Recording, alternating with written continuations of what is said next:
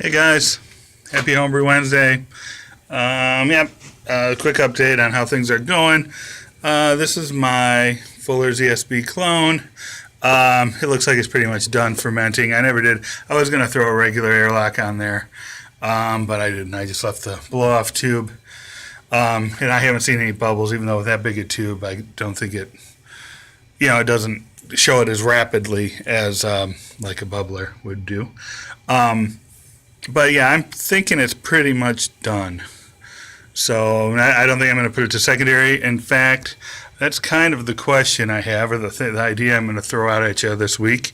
About, let's see, what would I call it? Maybe keg conditioning. So anyways, the idea being that, you know how like with a bottle, in bottles you condition it by throwing, your beer in there and then a little bit of sugar to ferment a little bit, just enough to build carbonation. Well, I've also heard of a theory, and this is probably back from the old Charlie Papazian, Complete Joy of Home Brewing days, about some people, and it's really risky, but when you're bottling, instead of doing the priming sugar thing, you basically bottle it early. So as fermentation's finishing up, and it's not quite done, you put it in the bottle, and then as it completes the fermentation in the bottle, it's enough to carbonate.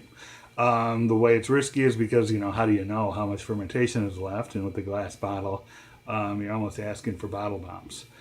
But my thought is, with the corny kegs, being stainless steel, it can hold a lot more pressure, and it's easy pressure release, to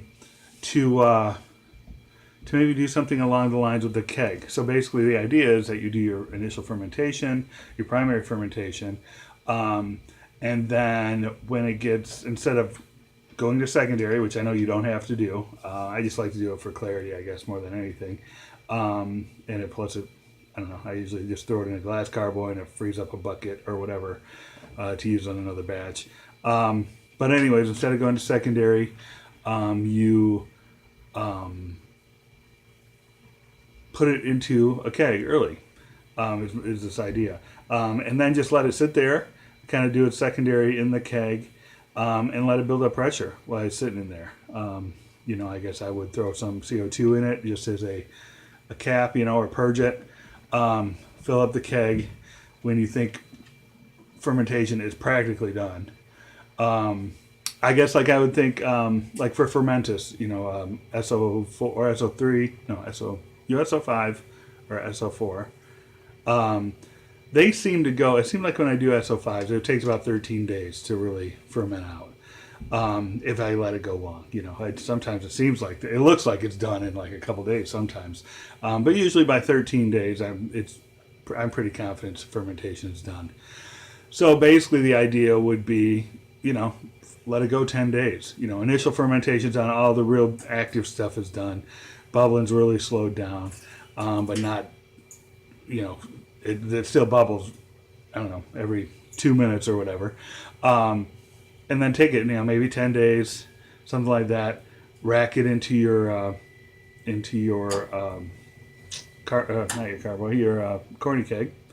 Seal it up, purge it, seal it up, let it sit there. And even, if you want to, then let it go until the next, I guess I tend to work weekend to weekend.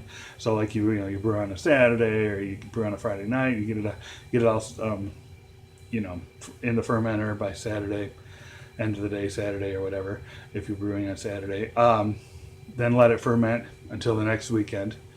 And then maybe go a little longer, into the week, throw it into the keg middle of the second week, let it sit till the next weekend comes. So then you're hitting about 14 days. And then maybe just, pull the pressure release, see if it does anything. If it goes nuts, you'll know. You probably went too early. If it doesn't hiss at all, you're like, oh yeah, fermentation was done. And then it might make kegging, that much quicker, sort of. You have it kegged up, there's already pressure built up, so there's probably already some carbonation. You can hook it up to your lines, pour a glass if you want to, see what the carbonation's like, and then adjust your carbonation method from that. I don't know. Maybe it's more work than it's worth. It just seems like it would be a way to kind of skip secondary, let your, I guess the idea of like fermenting in a corny, but you're just doing secondary in a corny, but seal it up instead of putting some kind of air release or a bubbler on your corny. Just let it build up pressure for a little bit, and then just keep an eye on it so it doesn't explode if you go way too early. So anyways, just thoughts. I mean, I guess let me know what you guys think. Maybe people are already doing this, but let me know what you think. Please comment if you can. Subscribe if you want to. Like it if you can.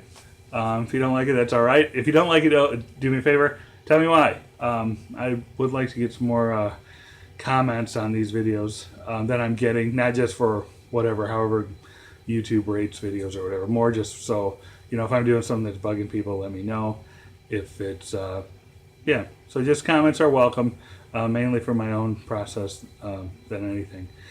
So yeah, that's it, guys. Happy Homebrew Wednesday. Hope you had a good week. Hope your year's going good, and that's all for now. Bye.